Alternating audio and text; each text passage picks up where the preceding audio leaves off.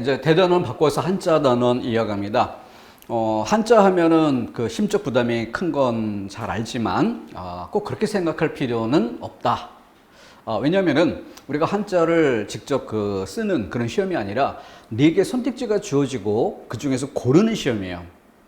그렇기 때문에 다른 것과 구별할 수 있는 방법, 이것만 알고 있으면 충분히 문제를 풀어갈 수 있는 겁니다.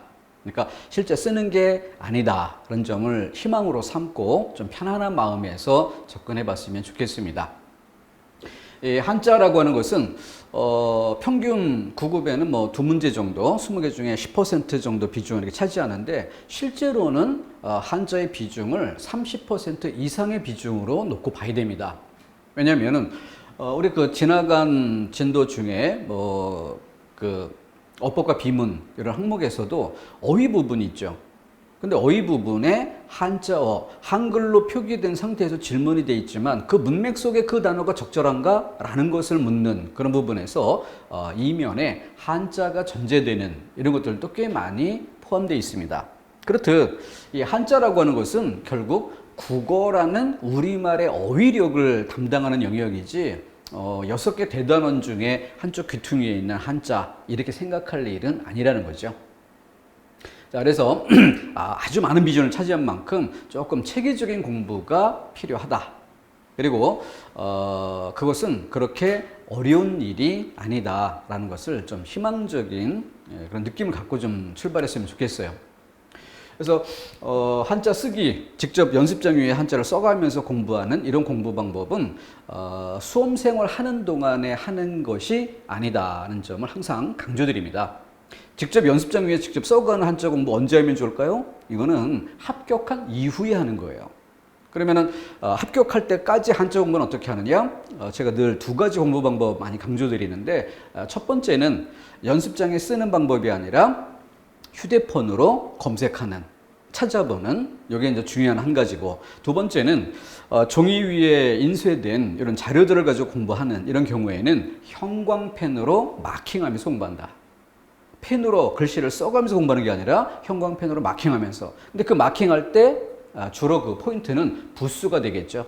그래서 이 부수 부분은 좀 시간을 분산을 해서 지루함도 좀 덜고 편안하게 접근해 볼 수 있도록 앞에 지나온 강의에서도 앞 시간에 조금씩 한자를 부수 중심으로 맛보게 할 수 있도록 배치를 해봤었는데요. 앞으로도 역시 마찬가지가 될 겁니다. 그리고 지금부터는 집중적으로 공부해야 될 부분 몇 가지를 골라서 제시해 드릴 건데, 일단 도입학습으로 짤막짤막하게 4가지를 먼저 말씀을 드릴 거예요. 이건 주로 이제 방법적인 면에 관련돼 있다는 점을 생각하고 좀 마음의 부담 좀 내려놓고 편안하게 관찰하듯 이렇게 좀 편안하게 지켜봤으면 좋겠습니다. 266쪽 한자 시작되는 페이지 이렇게 적어드리기는 했는데, 실제 책 많이 볼 필요 없고요. 그냥 편안한 마음으로 이미지를 보면서 우리가 좀 이렇게 꼬집어 볼 만한 부분이 있을까 하는 것을 찾아보는 학습 목표를 도출하는 이런 시간으로 이해하시면 좋겠습니다. 자, 가볍게 볼 내용입니다. 이것도 철저하게 암기하려는 자세 버리고요. 자, 부수는 글자 안에 있는 위치에 따라 명칭이 여러 가지가 있다. 그래서 총 부수의 위치에 따른 이름을 7가지 정도로 봐야 되는데, 그것만도 참 복잡해 보이잖아요. 근데 이거는 자꾸 쓰면서 조금씩 익숙해 갈 일이지, 이것을 날잡아 암기하거나 이런 것은 좋지 않습니다. 자, 이렇게 이제 사각형으로 한자 한 글자가 있다라고 가정하고, 사각형, 우리 한글도 사각형 모양의 글자 모양을 갖고 있죠. 근데 이것처럼 어떤 글자의 위 부분, 사각형 구도에서 위 부분이 부수가 되는 뜬 역할을 하는 그런 경우에 이름을 머리라고 부릅니다.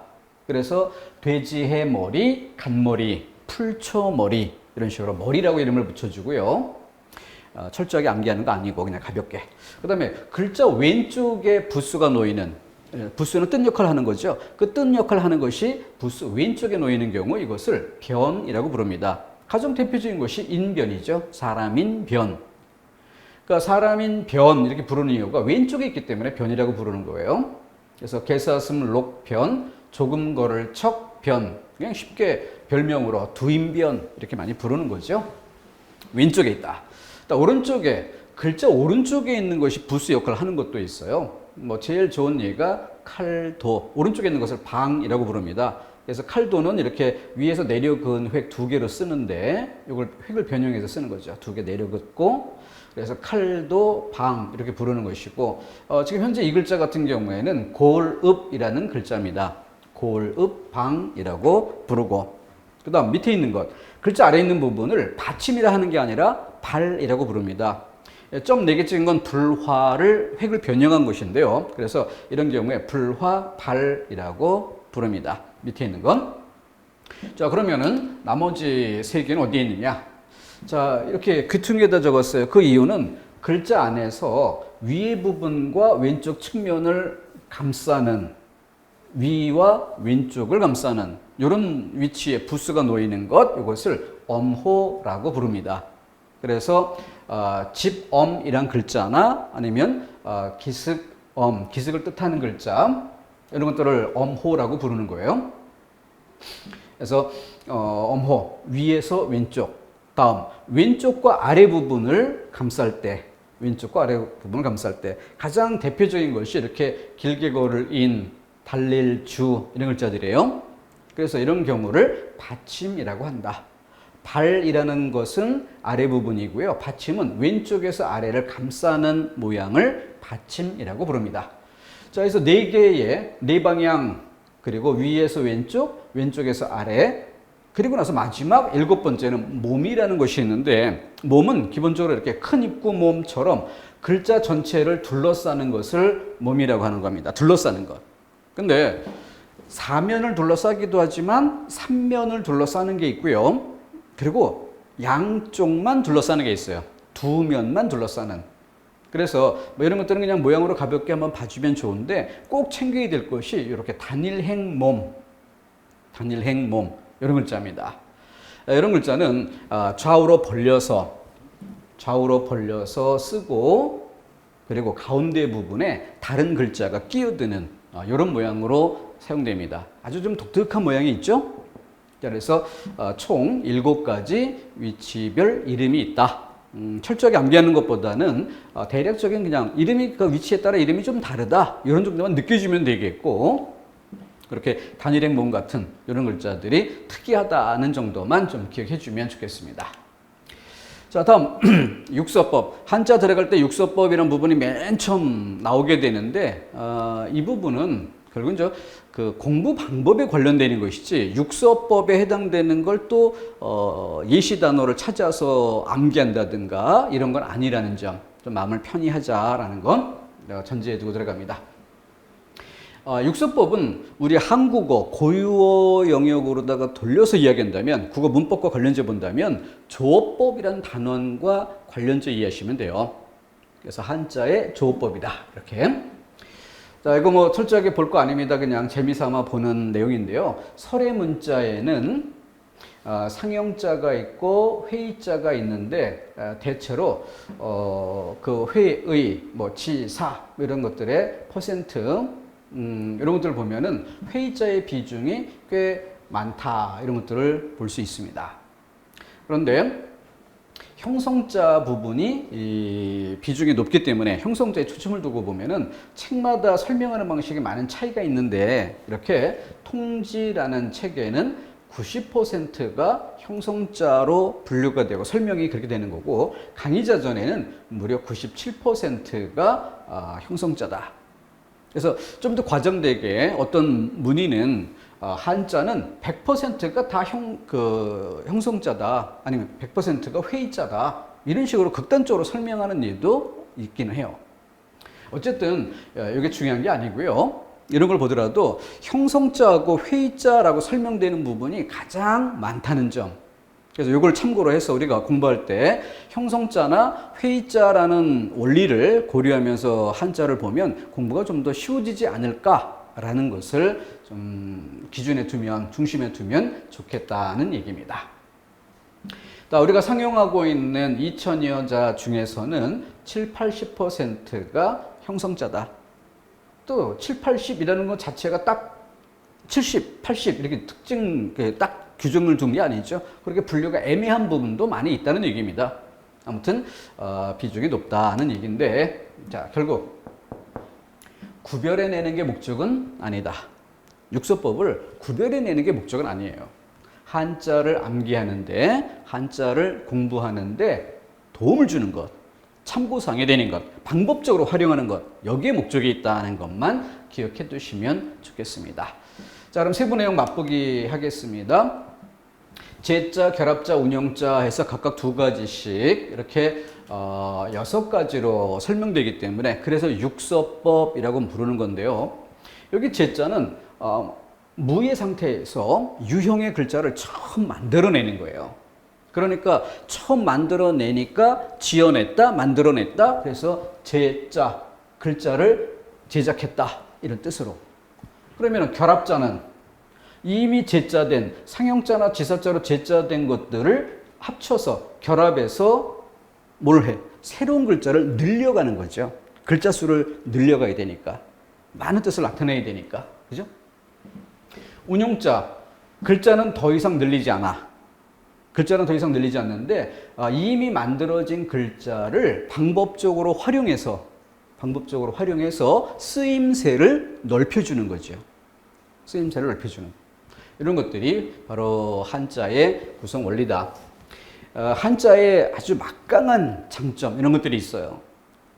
그 뭐 강력한 축약력이 있다든가 추상적 관념을 표현해내는데 유용하다든가 이런 여러 가지 장점이 있습니다. 그리고 우리말과 관련지어서는 또 단점인 그런 부분도 있는 것이고, 어쨌든 우리가 공부를 해야 되기 때문에 공부할 때 방법적으로 이용할 거, 요 거리를 잡아내는 것에 목표를 두자, 그런 얘기입니다. 자, 맛보기로 상형자와 지사자는 구체적 대상, 추상적 대상을 나타낸다는 것으로 글자를 처음 지어내는데 기본이 되는 양 측면입니다. 눈으로 보고 손으로 만질 수 있는 대상을 글자로 만들어냈다면 상형자, 모양을 본떴다라고 이해하시면 됩니다. 다음, 지사자, 추상적 관념. 눈으로 보거나 손으로 만질 수 있는 대상이 아닌 것들이 또 있어요. 그런 것들을 글자로 표현해내려면 이렇게 지사, 그 뜻을, 내용을 글자로 상징적 기호로 만들어냈다. 이렇게 이해하시면 됩니다. 형성자는 뜻과 뜻 역할, 역할 분담이 된다. 회의, 뜻과 뜻이 모여서 새로운 글자를 만드는 것이다. 회의, 뜻을 모은다. 형성, 글자 그대로 이야기하면 모양과 소리란 뜻이지만 뜻과 음으로 이해하시는 게 좋겠고요. 전주자는 의미를 확장해가는, 글자는 새로 만들지 않고 이미 만들어진 글자로 의미를 확장하는 방법. 가차문자는 소리나 모양을 이용해서 빌려다 쓰는 방법. 가장 대표적인 예로 외래어 표기법. 그런데 쓰이는 경우. 자, 예로 들어갑니다. 몇산자, 가장 대표적인 상형자죠. 눈으로 볼 수 있는 대상이니까 그 모양, 삐쭉삐쭉 봉우리를 모양을 그려서 이런 글자가 만들어졌다. 그런데 위상, 위라는 건 모양이 없죠. 위라는 건 모양이 없어. 그러니까 이런 관념을, 머릿속에 생각을 글자로 그려내려다 보니까 기준점을 제시하고 기준점 위에다가 점을 찍어서 위상 이렇게 쓰는 거죠. 그리고 아래하 역시 기준이 필요하고 밑에 쪽에다가 점을 찍어서 아래하라는 글자를 만드는 거죠. 그러면 이렇게 물고기요. 이거는 상형과 지사 어느 쪽에 해당될까요? 물고기 눈으로 볼 수 있잖아. 손으로 만져볼 수 있잖아. 그러니까 상형자인가 보다 이렇게 생각하면 되는 거죠. 해당되는 글자를 암기하는 게 아니라 추상어냐 구체어냐 이런 맥락에서. 자, 이렇게 자투리 항목 처리하고 그 다음 또 역시 자투리 항목 먼저 봅니다. 전주자. 글자는 새로 만들지 않고 여기서 이미 만들어진 글자를 방법적으로 활용한다. 전주, 뜻을 늘린다 라고 생각하시면 돼요. 그래서 늙을 노자죠. 늙다라는 뜻. 그런데 늙었다라는 게 뭐예요? 태어나서 오래됐다는 얘기인데 그러다 보면은 뭐야? 쇠하다. 세포가 왕성이 늘어나는 성장기가 있는가 하면은 새로 만들어지는 세포보다는 죽는 세포가 더 많아지는 그렇게 이제 쇠퇴하는 이런 나이대가 될 때 쇠하다 이런 뜻으로. 그런데 이걸 좀 더 다른 영역으로 옮겨 써봅니다. 어디냐면은 인간의 신체만 생각할 일이 아니라 노동이라든가 어떤 일, 이런 영역에 연결 지으면 익숙하다. 왜냐하면 어떤 일이나 노동이란 상황에서 시작한 지 오래됐다는 거죠. 같은 일을 한 지 오래됐다. 그러면은 익숙하다, 숙련되다. 이런 뜻으로도 확장돼 쓰일 수 있습니다. 이게 바로 전주, 뜻을 늘려가는 방식입니다. 글자는 새로 만드는 게 아니죠. 자, 이게 전주자고요. 가차 문자는 뭐 제일 쉬운 예로 모양을 따서 이것이 달러를 뜻하는 의미로 쓰이는 이유가 이 달러를 표시하는 이 글자와 모양이 비슷하기 때문에 쓴 겁니다. 그런 경우가 있고 소리, 말소리가 비슷해서 빌려다 쓰는 경우도 있고 주로 외려 표기법을 나타낼 때 쓰는 것이 가장 대표적이다. 구라팍, 불란서, 가구가락은 뭘까요? 가구가락. 이게 코카콜라죠. 코카콜라. 소리값을 따고 그 소리값에 상응하는 그러한 한자에 비슷한 해당된 글자를 가져다가 그러니까 발음은 완전히 일치하진 않아요. 근데 우리 한글은 소리 자체만 초점해 두기 때문에 거의 완벽하게 소리를 흉내내서 표기를 해줍니다. 한글로 외래어를 적을 땐. 근데 한자나 그 일본어 이런 경우들은 어느 정도 자기네식으로 그걸 따다 쓰기 때문에 좀 완전히 음이 일치하지는 않는다. 일본어 같은 경우는 뭐 제대로 그 소리를 다 표현할 수 있는 개수 자체가 부족하기 때문에 좀 어렴풋한 이런 느낌만 좀 일치할 뿐 거의 같은 의미라고 볼 수 없는 수준에 이르기도 하죠. 자투리 항목들 좀 먼저 살펴본 것이고 중심 축은 역시 형성과 회의 여기에 초점을 두고 다시 가겠습니다. 자, 형성자. 자, 여기 청자를 전제를 두었습니다. 자투리 개념으로 하나 더 추가를 하면요. 같은 운통의 글자라고 해서 같은 운. 우리 한국어가 초성, 중성, 종성 이 받침이 있기 때문에 삼성 체계죠. 그런데 한자는 이걸 묶어서 초성을 떼고 중성과 종성을 묶어서 운성이라고 하는 이성 체계로 설명이 돼요. 그렇기 때문에 초성이 없는 상태에서 중성과 종성이 같은 것을 같은 운통의 글자라고 하는 겁니다. 그래서 이 청이란 이 글자가 초성의 치읓을 바꾸어 지읒, 정이라고 읽히는, 그러니까 도금이 두 가지가 있다 이렇게 이해하셔도 좋습니다. 청이라 읽히는 경우가 있고 정이라 읽히는 경우가 있어요. 자, 그럼 여기에 뜻 역할을 하는 부수를 여러 가지 부수를 번갈아 붙여봅니다. 이렇게 삼수변을 여기다 붙여요. 그럼 이런 글자가 만들어집니다. 나리를 여기다 붙이면 이런 글자가 만들어져요. 말씀원을 붙이면 또 이렇게 되는 것입니다. 자, 이게 뭐예요? 형성. 그러니까 여기는 무슨 역할? 뜻 역할. 얘는 도금 역할. 이렇게 뜻 역할, 도금 역할 이렇게 만나서 그러니까 여기 있는 글자들이 뜻 역할을 하면서 도금 역할 청을 만나가지고 이렇게 쓰입니다. 자, 그럼 얘는 어떻게 하면 돼요? 도금은 청인데 뜻이 물이다. 그러니까 물과 관련되는 청, 태양과 관련되는 청, 말과 관련되는 청 이렇게 이해하시면 되는 거예요. 그리고 실제 그 글자의 뜻을 살펴보니까 얘가 맑을청, 얘가 갤청 이렇게 돼 있다. 그럼 뜻과 연결지어서 부수 연결지어서 이거는 물이 맑을 청이구나. 그럼 얘는 갤청이라 하지 말고 좀 원초적으로 돌아가서 하늘 맑을 청, 해 맑을 청이라고 하자. 그러니까 맑아도 흙탕물이 가라앉고 강바닥에 보일 정도로 투명한 이런 상태를 나타낼 때는 이 글자 쓰고 먹구름 거치고 미세먼지 거치고 그렇게 푸른 하늘이 보일 때 이 글자 쓰자. 이렇게 나누면 되는 거죠. 근데 물론 이제 쓰다 보면 또 얘네들도 뜻이 이렇게 넓어지고 얘가 또 이렇게 넓어지고 하면서 공통적으로 쓰이는 영역은 있습니다. 하지만 기본적인 것을 구별해 쓰는 것이 어휘력이죠. 자, 그럼 얘는 뭘까요? 말과 관련된 청이네요. 그럼 언어와 관련되면서 도금이 청이라고 쓰일 만한 경우가 어떨 때가 있을까? 요청, 부탁하는 말, 그럴 때 쓰는 거구나. 이렇게. 자, 다음 다른 부수 바꿔봅니다. 여전히 도금은 청 또는 정. 정이라 읽히는 경우인데 부수가 마음심이 있고 눈목이 있고 쌀미가 있네요. 그래서 이렇게 만나서 이 글자가 되고 이렇게 만나서 이 글자가 되죠.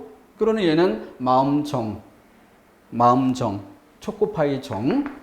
얘는 눈목자가 들어가 있어요. 그러니까 눈과 관련되는 정이구나. 이렇게 글자의 뜻을 이해하고 자전을 찾아봤더니 뜻과 의미 그냥 눈정 이렇게 나왔으면 그런가 보다.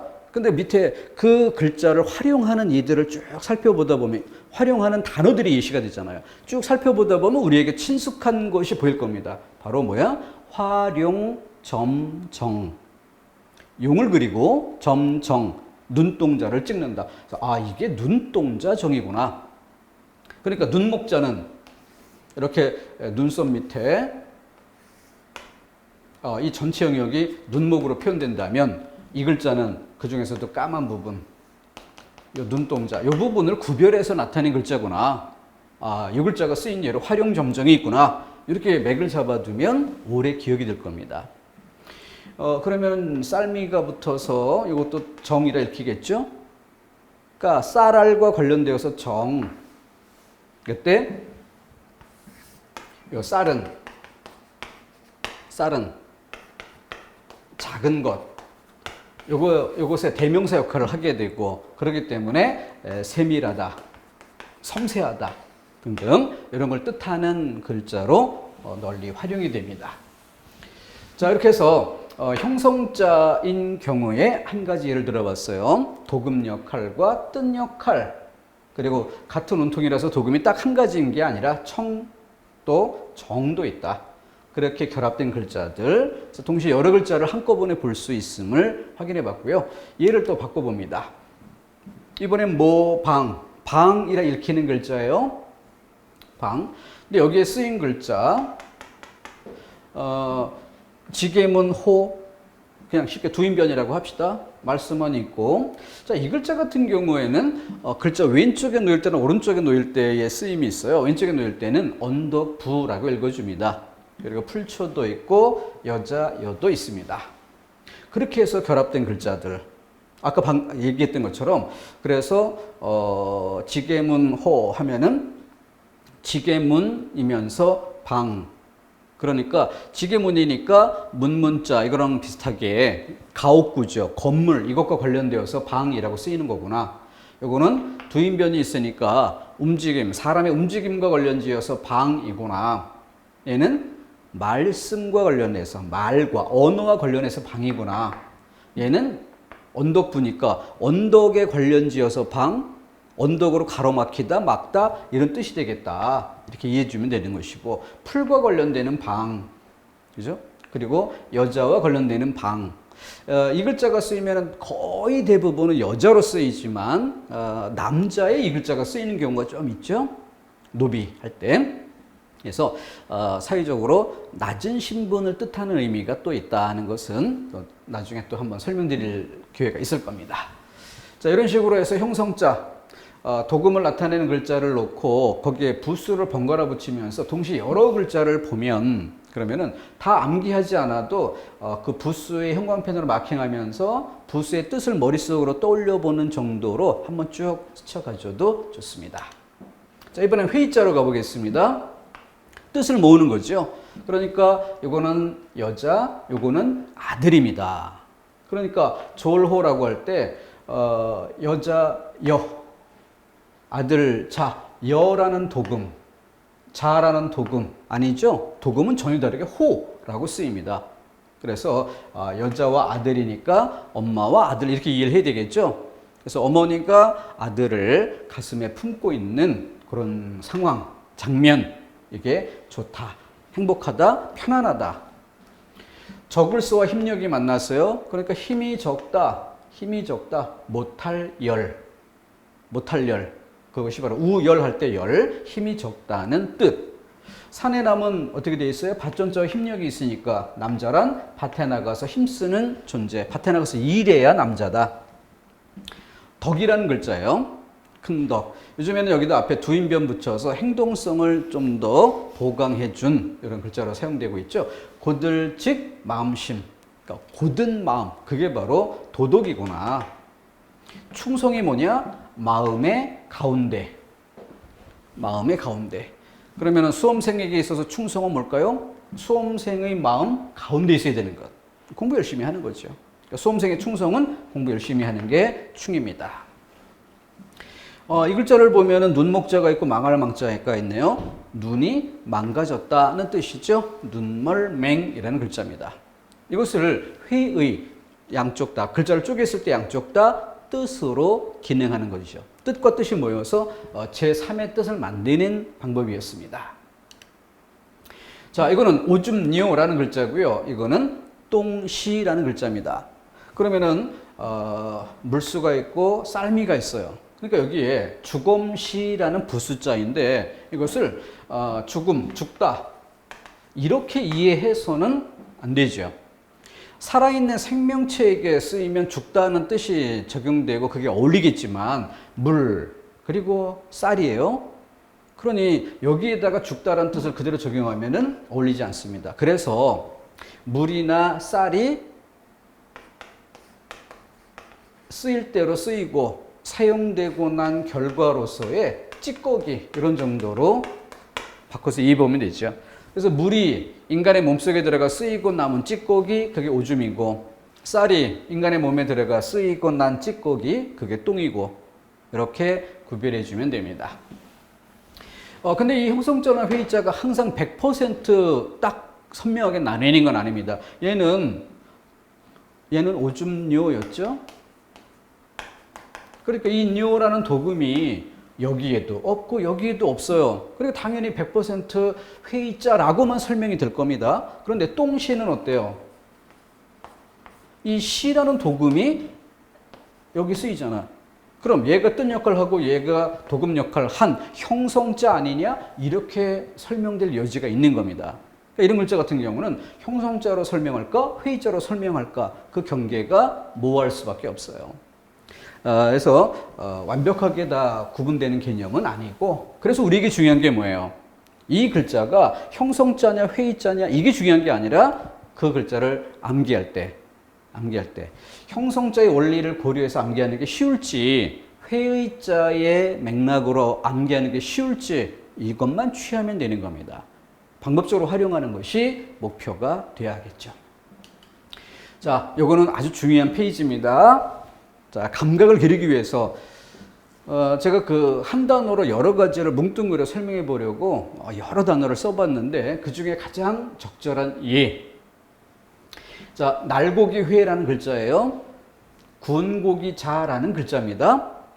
그랬을 때 육수법으로 구별해 보면은 이 글자는 형성자로 설명됩니다. 왜냐하면 오른쪽이 회라고 도금 역할을 해요. 왼쪽은 몸육, 고기육. 이라는 뜻 역할을 합니다. 뜻과 도금의 조합, 형성이죠. 그런데 구운 고기 자, 이 글자는 여기에 고기 육, 몸 육, 이 도금이 아니죠. 불화, 이 도금이 아니죠. 양쪽 다 도금이 없어요. 그러니까 회의, 뜻과 뜻을 모은 경우라고 봐야죠. 그래서 한 단어가 한 글자는 형성자, 한 글자는 회의자 역할 분담 아주 잘 나눠주고 있죠. 그런데 더 중요한 것은 결국 단어에 대한 감각입니다. 언어 능력 자체를 키워야 되는 거죠. 한자 하나 암기하는 게 중요한 게 아니라 전반적인 언어 능력을 향상시키는데 기여할 수 있어야 돼요. 그래서 단어 의미 형성 과정을 살펴봅니다.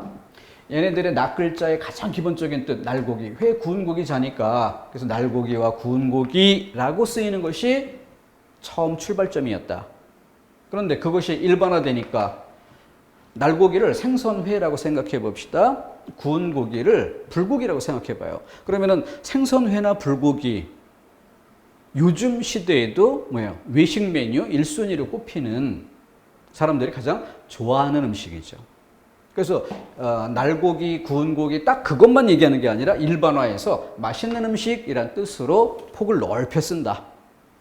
맛있는 음식이라고 쓰이다 보니까 거기에서 연상되는 인접성에 따라 연상되는 내용 그게 뭐예요? 바로 맛있는 음식이니까 밥상 위에 많은 음식들이 있는 것 중에서 제일 자주 먹는, 즐겨 먹는, 가장 좋아하는 이런 음식이 된다는 얘기죠.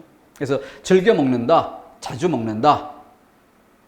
그리고 나서 자주 먹는다가 뭐가 돼? 젓가락으로 집어서 입으로 가져가는 이 동작이죠. 자꾸 입으로 가져가는 그 구체적인 동작을 눈으로 볼 수 있는 맛있는 음식을 입에 가져가는 그것을 관념적인 차원으로 바뀌어 생각해 보니까 음식물을 먹는 것만이 아니라 사람들이 자주 언급하는, 자주 말하는 것을 나타내는 것으로 바꾸어 쓸 수 있게 되는 거죠. 그래서 무슨 단어가 인구에 회자되다처럼 회자라는 말은 많은 사람들이 두루두루 이를테면 뭐 미세먼지가 요즘 인구에 회자되고 있다 이런 식으로 자주 사람들이 언급하여 일컫는 것 이런 뜻으로 회자라는 말을 쓰게 되는 거죠. 근데 그 글자의 유래, 출발점을 살펴봤더니 이렇게 날고기회, 군고기 자에서 비롯됐던 거죠. 그래서 앞에 우리 지나온 강좌에서 부수 설명하면서 부수가 1차적인 의미, 구적인 사물의 뜻으로 쓰일 때 2차적인 의미는 보통 일반화되는 경우가 많다. 그리고 3차적인 의미는 뭐예요? 추상화되어 쓰이는 경우가 많다. 부수에서도 이걸 얘기했던 바가 있었죠. 그래서 이와 같은 것이 단어의 의미를 형성해가는 일반적인 과정입니다. 이런 것을 감각적으로 가지고 있는 상태에서 어떤 글자를 암기하게 된다면 그 글자의 기본적인 이런 뜻만 보는 게 아니라 그것이 일반화되고 그것이 추상화되는 이런 것들까지 고려하면서 여러 가지 쓰임을 한꺼번에 터득하는 그런 힘이 생길 수 있습니다. 그래서 이게 중요한 것이에요. 자, 전주자의 몇 가지의 이건 전주자를 다 암기해 볼 수는 없기 때문에 패턴, 유형별로 대표성을 띌 만한 몇 가지만 소개를 드리고 끝나가도록 할게요. 자, 락, 즐거울 락, 음악, 악, 좋아할 요. 뜻이 달라지면서 도금도 달라지는 그런 대표적인 의미다. 악도 마찬가지죠. 나쁠 악, 미워할 오, 그리고 병, 이름, 오. 그래서 악한 사람, 나쁜 사람. 똑같은 글자 두 번 썼는데 이거는 이라고 있는 게 아니라 오악, 악을 미워하다라고 해석하는 겁니다. 그리고 오한, 감기가 걸려서 오한이 오다, 오한이 들다라고 쓸 때 셀수, 자주 삭, 똑같은 글자가 두 번 쓰인 경우 수수라고 읽지 않고 삭삭이라고 읽습니다. 촘촘할 촉이란 뜻으로도 쓰입니다. 자, 한 글자가 뜻이 달라지면서 도금도 달라지는 경우를 예로 보인 거고요. 다음, 얘네들은 조금 다른데 방향성을 띈다. 볼견이면서 벨현이에요. 그러니까 입출력 방향, 볼견, 내가 주체가 돼서 다른 대상을 말할 때는 보다라고 쓰는 겁니다. 그런데 상대방을 중심에 놓고 나를 객체로 놓는 이런 경우에 벨현이에요. 그러니까 내가 대상을 바라볼 견입니다. 내가 대상을 바라볼 견. 근데 상대방에게 내 얼굴을 보일 현. 그러니까 임금 앞에 나아갈 때는 내가 임금을 만나보는 게 아니라 임금이 나를 볼 수 있게 내 모습을 보이는 거죠. 그래서 임금을 아련하다 이렇게 쓰는 겁니다. 자신을 겸손하게 낮추어 말하는 거죠. 겸침으로. 주객의 방향이 다르다는 점을 생각해 봅시다. 이것과 똑같은 패턴으로 알식, 알릴지예요. 알식은 뭐가 됩니까? 내가 주체가 돼서 객관의 세계에 있는 것을 내 머릿속에 넣는 게 알식이죠. 근데 알릴지는 내 머릿속에 들어있는 것을 다른 사람들이 볼 수 있게 드러내는 것. 입력 방향, 알식, 출력 방향, 알릴지. 그래서 교통 표지판이라고 표지라고 읽는 거지 표식판이라고 읽는 게 아니죠. 입출력 방향의 차이를 구별해 두시고. 자, 이번에는 동사와 명사 이 관계로 이해하세요. 뭡니까? 먹을 식. 그 동작을 나타낼 때 먹다란 뜻으로. 근데 먹을 때 그 대상물, 사물의 이름, 밥이죠. 밥사. 자, 읽을독 동작이잖아. 먹을 식처럼 읽을독.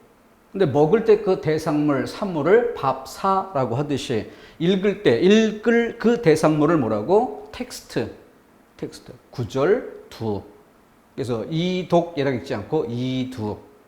종이 위에 쓰인 텍스트를 이르는 말이니까 이렇게 해서 동사와 명사라는 관계로 이해해 볼 만한 예. 또 수레거, 수레차 뜻도 똑같은데 도금만 다른 경우 밀추, 밀퇴. 그래서 이 퇴고라는 말이 가장 유명한 예죠. 퇴고. 그래서 그 가도란 사람이 시를 썼을 때 시의 맨 마지막 구절에 중은 달빛 아래 문을 민다 라고 쓸까? 아니면 중은 달빛 아래 문을 두드린다, 노크한다 라고 쓸까? 퇴라고 쓸까? 고라고 쓸까? 이 두 글자를 놓고 혼자 고심하면서 중얼거렸다는 데서 비롯되는 이야기. 한 편의 글을 완성한 뒤 보다 나은, 보다 매끄러운 글이 될 수 있도록 다듬는 과정.